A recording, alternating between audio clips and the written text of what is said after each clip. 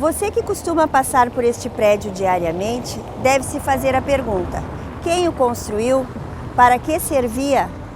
No Minha Cidade de hoje vamos conhecer um pouco da história deste lindo e imponente prédio.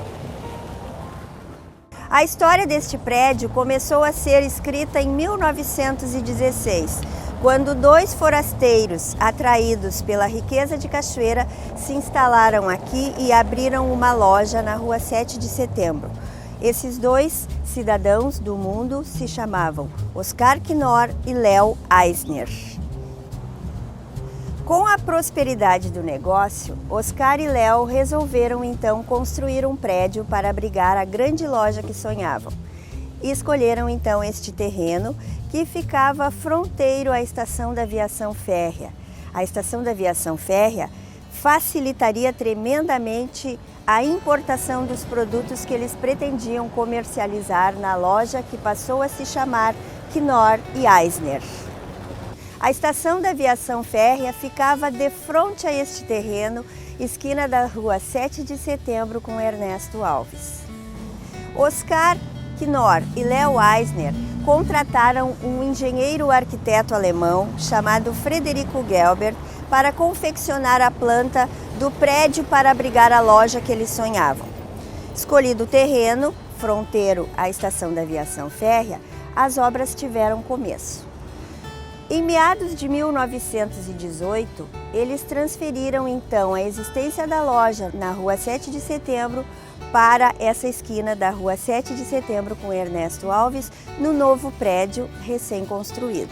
Era um prédio diferente do que hoje se vê aqui. A arquitetura era um pouco mais simplificada, porque no correr da história deste prédio, outra instituição o ocupou e fez as modificações que se conservam até hoje.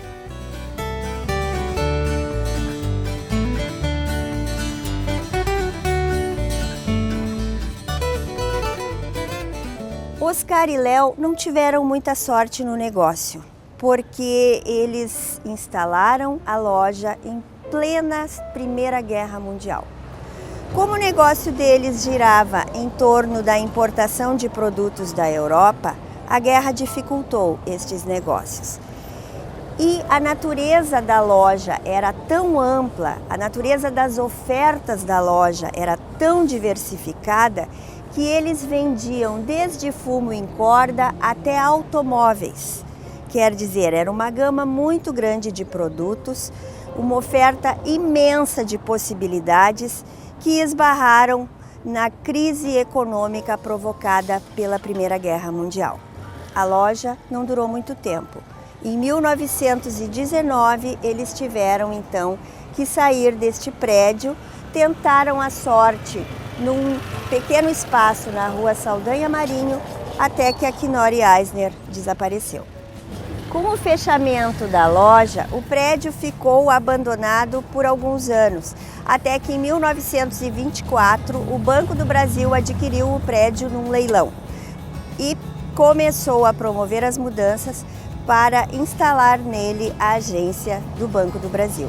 Isso aconteceu em 1924. E são deste período as alterações que se vê hoje no prédio. Toda essa arquitetura, que era mais simples quando da construção, se tornou um pouco mais apurada, com detalhes arquitetônicos mais de acordo com a grandeza da instituição que iria ocupar este prédio. Muitas das modificações da arquitetura do prédio foram inseridas no momento em que o Banco do Brasil instalou a sua agência nele. Inclusive, no frontão do prédio foi inscrito Banco do Brasil, que de longe era percebido por quem passasse na rua, especialmente de quem chegasse na estação ferroviária. E o Banco do Brasil, então, permaneceu neste prédio até 1946, quando mudou-se para a esquina de baixo da Rua 7, fronteira ao Banco Pelotense. Isto era o ano de 1946. Então, o Banco do Brasil permaneceu 22 anos neste prédio. Naquele mesmo ano de 1946, outra agência bancária então passou a ocupar este prédio, o Banco Agrícola Mercantil. O Banco Agrícola Mercantil funcionou aqui até que, na década de 60, a União de Bancos Brasileiros, depois Unibanco, incorporou este banco ao seu patrimônio. E aqui funcionou então o Unibanco até outubro de 2008. Tombado como bem do patrimônio histórico em 1986, o prédio começou a passar por um processo de restauro em meados dos anos 2000. Nesta ocasião do restauro, foi possível ver em algumas madeiras que sustentam o segundo piso a inscrição Banco do Brasil, indicando que, quando houve a instalação do Banco do Brasil neste prédio, realmente ele sofreu várias intervenções, modificando a estrutura do antigo Knorr e Eisner. Neste meio tempo, entre o Knorr e Eisner e o Banco do Brasil, é importante também registrar que a família do senhor Otto Miller residiu aqui. A família residia na parte superior e na parte de baixo ele tinha um pequeno mercadinho. E esta prática foi repetida quando da instalação da agência do Banco do Brasil. E depois repetida novamente quando a agência do Banco Agrícola Mercantil e do próprio Unibanco. A parte térrea servia como agência bancária e a parte superior como residência do gerente da agência bancária. Este belo e imponente prédio aguarda o seu destino.